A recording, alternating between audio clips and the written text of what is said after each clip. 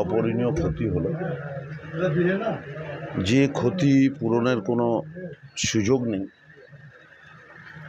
Already আমি যখন জানি তখন বোধহয় 1:16 বাজে আজকে দুপুর, এবং আমি তৎক্ষণাৎই আমাদের মাননীয় মুখ্যমন্ত্রী মমতা ব্যানার্জিকে মেসেজ করি এবং আমাদের সর্বভারতীয় তৃণমূল কংগ্রেসের সাধারণ সম্পাদক অভিষেক বন্দ্যোপাধ্যায়কে ফোন করি, এবং মুখ্যমন্ত্রী এবং অভিষেক বন্দ্যোপাধ্যায় দুজনেই আমাকে জিজ্ঞেস করলো আমি কোথায় আছি।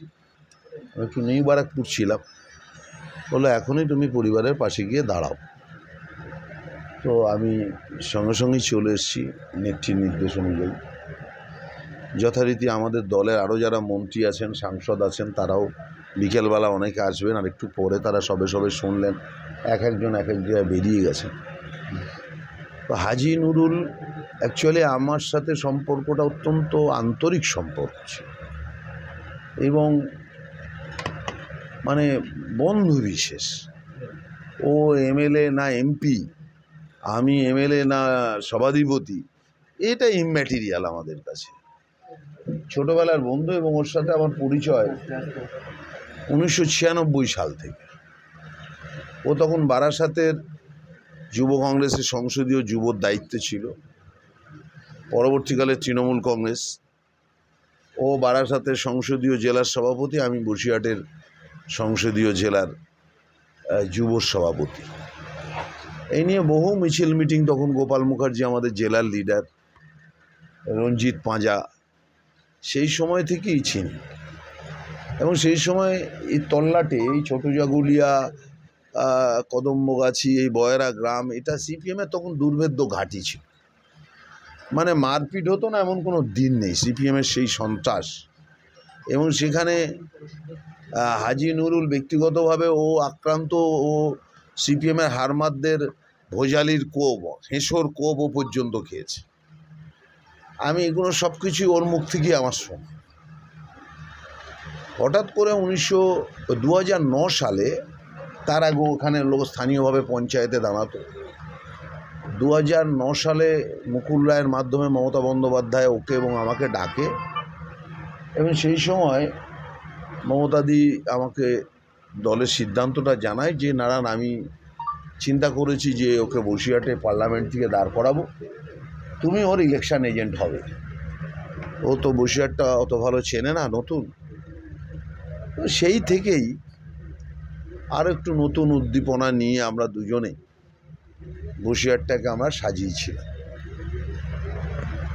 এবং ও খুব মিশুকে মানুষ। ওর বাড়িতে এই হলো ঈদের দিন নেমন্তন্ন করায়, খাবার খেতে হবে, এ করতে হবে, তা করতে হবে, এইরকম। ও এমপি হওয়ার পরে আমি আমার ফ্যামিলি নিয়ে ওর যে ফ্ল্যাট, এমপি ভবন, যে আবাসন পায় গভর্নমেন্টের, সেখানেও আমি আমার বউ বাচ্চা সহ ওখানে থাকতাম। মানে সম্পর্কটা একেবারে পারিবারিক। সেই জায়গায় মনকে বুঝ দেওয়ার ভাষা নেই। পরবর্তীকালে ও হারোয়ার বিধায়কও হলো, আবার বসিরহাটে পুনরায় সাংসদ হলো। ওর ছেলে বা ভাবি, ছেলেরা যারা আছে, তাদের সামনে দাঁড়ানোর আমাদের ভাষা নেই। যদিও জানি যে লোকসভা নির্বাচনের সময় থেকেই সে খানিকটা অসুস্থ ছিল।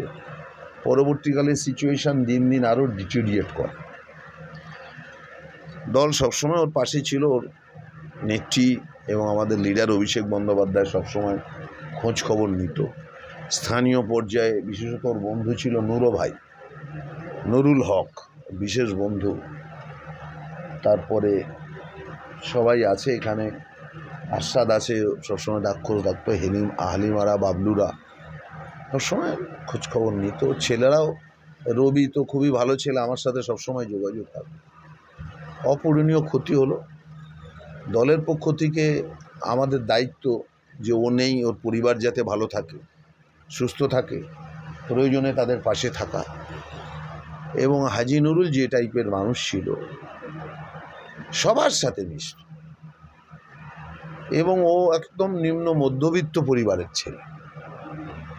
এবং বসিরহাটেও আপনারা জানেন, বসিরহাট হচ্ছে নদীমাতৃক, সুন্দরবন বিস্তীর্ণ, বাদা অঞ্চল, গরিব মানুষ। অনেক বিধানসভায় সংখ্যালঘু সম্প্রদায়ের মানুষের বসবাস যথেষ্ট, তাদের সঙ্গে একদম সবার সাথে মিলেমিশে একাকার হয়ে গেছে।